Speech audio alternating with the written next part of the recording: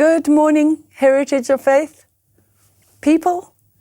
I'm picking up on Psalm 91, where we left off yesterday. And this is a psalm of certainty. It's a very certain psalm. It's got many certainties in it. So I wanted to just share with you that the word certain means having no doubt or uncertainty, established beyond doubt or question, assured, definitely known, certain to happen, destined, and inevitable. So this psalm is full of these definites and inevitabilities and certainties. It is so certain. And so I actually just want to go back again to verse 1, where it says, "He who dwells in the secret place of the Most High shall remain stable and fixed under the shadow of the Almighty, whose power no foe can withstand." I want to read you something quite wonderful from Matthew Henry's Bible commentary about dwelling in the secret place of the Most High God.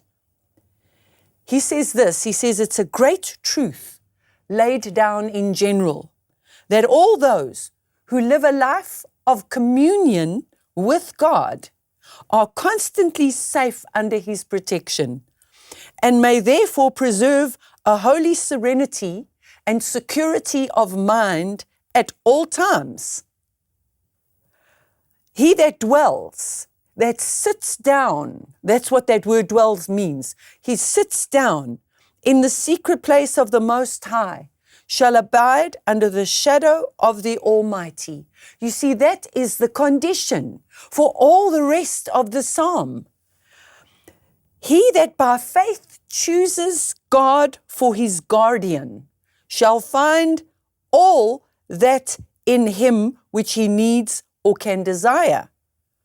It is the character of a true believer that he dwells in the secret place of the Most High. He is at home in God. He returns to God and reposes in Him as his rest.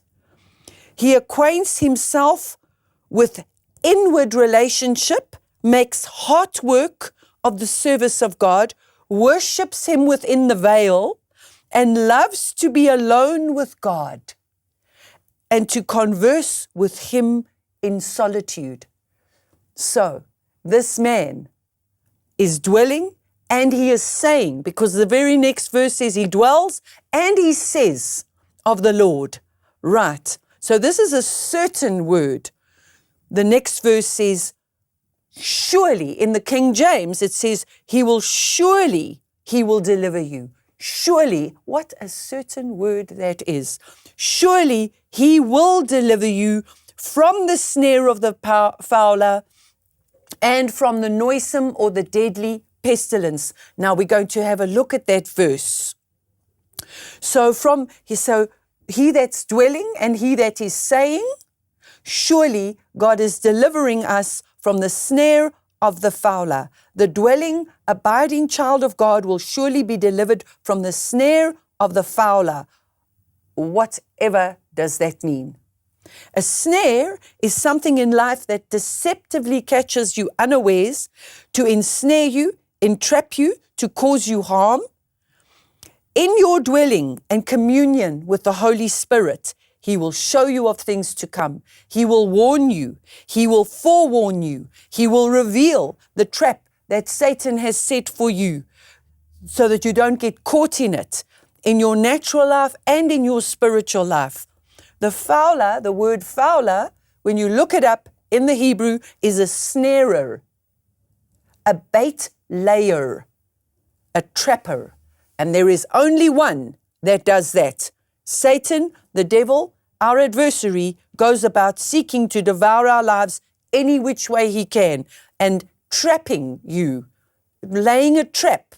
A snare for you is one of his things. 1 Timothy 3:7 says, lest he fall into the snare of the devil. So we see here quite clearly that the devil is one that lays snares. And we'll pick up on that tomorrow.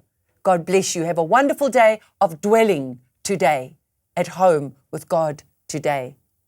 Goodbye, everybody.